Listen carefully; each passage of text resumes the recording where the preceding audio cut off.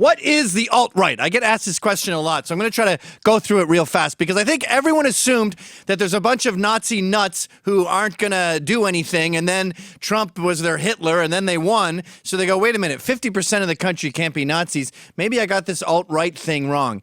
Yeah, you did. Let me explain it. Pull up the screen, boys. All right.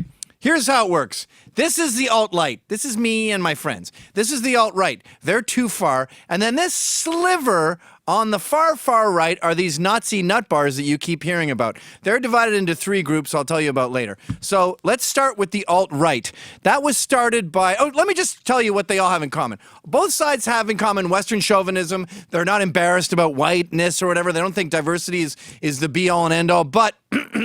This side cares about Western chauvinism and ideas. This side says whites have to be a part of this. This side is inclusive and wants everyone to be friends as long as you accept the Western world as the best and refuse to apologize for creating the modern world type stuff. They all love Trump too. So does alt-right, I guess. This guy gets into the JQ, Jewish stuff. They think Jews have an undue influence. They also think that whites are what's important here, not necessarily Western values. All right, so it started with this guy, Richard Spencer. Boop. He came up with the name alt-right, alternative right, and I like this guy. I like debating him. I like arguing with him. I think you should too if you have a problem. But he says there's no future in America for non-whites. That doesn't fit in my head. I don't really understand that. Where do we ship them somewhere? We're only, what, 70% white? That's a lot of people we got to get rid of. I don't really understand how that's going to happen. But anyway, keep going. Who's next here? Jared Taylor. I believe he has basically the same thing. Super smart guy, by the way. Don't try to argue with these guys. Although I did blow Jared's mind once. We were talking about the bell curve and how there's a lot of overlap. And I counted the number of blacks smarter than Asians. And he was surprised how high it was. That's about the best you're going to do with these people. Peter Brimelow. Peter Brimelow, the guy behind VDare. He's also written a great book about education called The Worm and the Apple that you really got to check out. But again, all these guys, very pro-white. I don't really know where they stand on the Jews. I think they're all pretty thumbs down on the JQ. They talk about the JQ. This side is sick of hearing about Jews.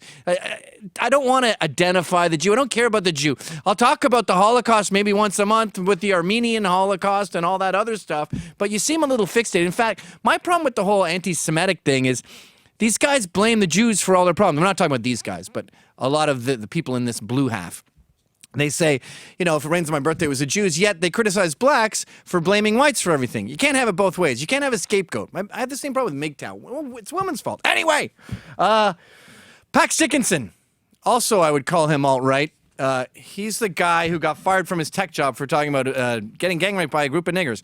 He was quoting Mel Gibson, but someone took it out of context like 2 years after the Mel Gibson quote died, so they thought he was saying it. Well, what happens when you banish us to the depths of the internet and get us fired? We come back twice as strong. And so he's joined up with Charles C. Johnson, and they created Researcher that's breaking major scoops across town with no one... with no mainstream media help whatsoever. I highly recommend you check out Researcher. Then there's Sam Hyde. I put him in the middle, in between alt-right and alt-light. I don't really know where he stands. He's not that political of a dude, actually. He's just brave and refuses to kowtow to liberal bullying. That comes across as alt-right. All right, so now we move over to alt-light. Oh, yeah, I forgot John Derbyshire. It's funny having him there. Oh, and Steve Saylor, thanks. These guys, Steve Saylor is just a brilliant mathematician, economist who breaks down the numbers of this stuff. And one of my favorite things he did was take that Freakonomics myth about how abortion has helped crime and point out that they got the dates wrong. And no, abortion hasn't helped crime. What's the real cause of crime is welfare in this country. Rewarding single moms for giving their children idle hands and no discipline is why we have crime in America. And then John Derbyshire, also fired from National Review for offending people. He did a version of The Talk, this black talk where you tell your son that it's a horrible racist place he lives in. He did it for his kids, but in reverse. His kids are only half white, by the way. All right, let's go to where the fun is now, over to alt-light. These people are like socially liberal conservatives, libertarians. I think we were all pro-gay marriage until gay marriage turned out to be a way to bully Christians. Then we went, you tricked us. But they are Lauren Southern. And by the way, the biggest problem the left has with Lauren Southern is that a lot of racists think she's beautiful. This is why they attacked PewDiePie. Oh, that reminds me of another thing. I didn't include a lot of gamer guys like Vox Day, PewDiePie isn't remotely political. JonTron isn't really political. But I have a real aversion to video games. I think they're gay and a stupid waste of time. So I'm really behind when it comes to these guys. I like JonTron. PewDiePie seems like a great guy. Fox Day seems very intelligent. But I don't know. I'm biased. I can't take people who love video games seriously. Sorry. Yes, please mention in the comments how it's a hobby or whatever the hell you people believe. Paul Joseph Watson, also a big guy in the alt-right. Now, we don't like the name alt-right. It's a rude, mean nickname the alt-right came up with, but you don't get to choose your nicknames. If you know anyone named Maggot or Black Widow, then they chose their nickname. You'll notice, by the way, Richard Spencer and Paul Joseph Watson couldn't be farther apart. There's a definitive line here that separates these two groups. So I've had people go, why do you give Richard Spencer credit? Why are you giving him a platform? I'm not. He's way over there. We're separate. It's two different groups. Also, we have Rams Paul. I think he was alt-right, and then he noticed that a lot of the so-called Nazis, 1488ers, 14 words, or is he supposed to say that about the white race, and 88, Hitler, I don't know. He noticed a lot of them are spies, and he doesn't trust them. See, they don't want to debate ideas. And by the way, the thing I hate about this exclusionary deal with the alt-right is our blacks are better than their blacks, as Ann Coulter said. And if some black dude is sitting there arguing for Trump at Thanksgiving, getting vilified for all his right-wing views, I don't like the idea of him finally coming to the Holy Land after wandering through the desert and we go, nah, you're not invited here. That's bullshit. In fact, we should almost reward them more for coming over to our side because it's so hard to get here for them. Baked Alaska, another guy. Every time I think he said something alt-right, I look it up or I call him and he goes, no, I didn't say that at all. And you realize, oh, that's alt-right.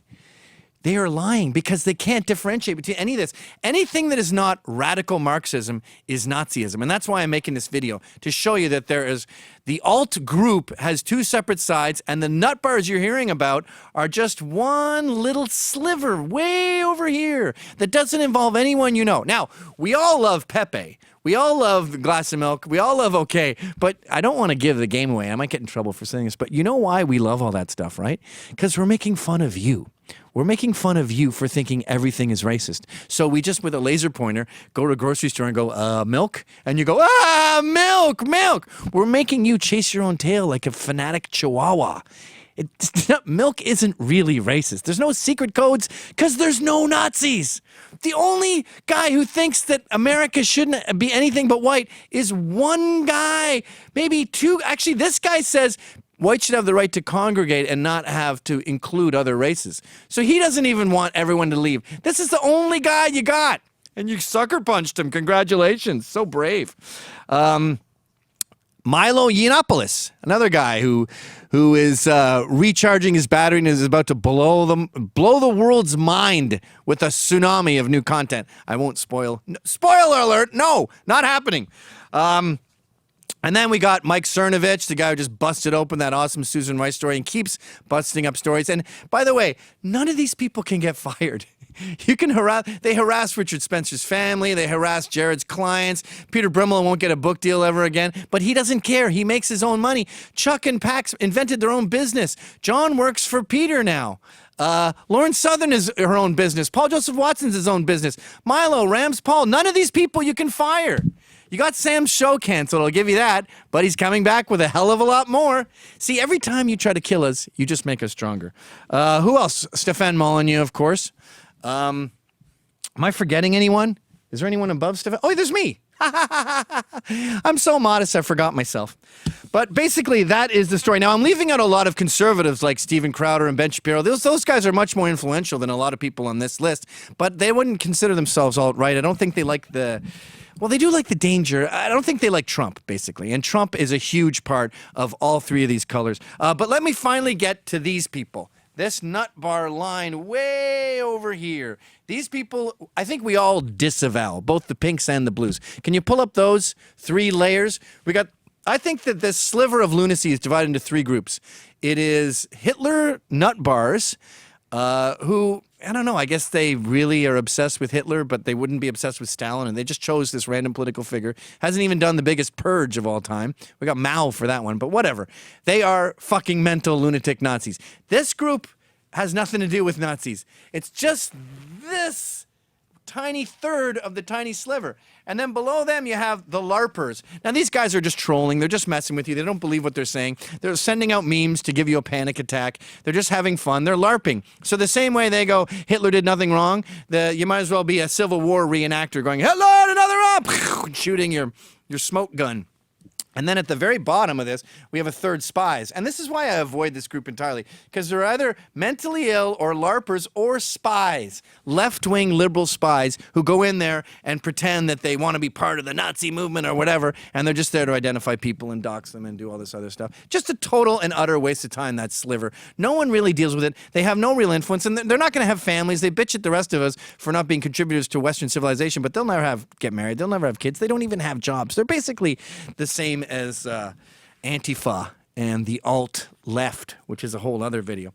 But anyway, this is how simple it is. So all you liberal journalists who have been ignoring the most influential group of people in the world, the ones who got Trump elected, this is the deal. This is who you're dealing with. This is how we're divided. This side doesn't really agree with that side, but we both hate you equally.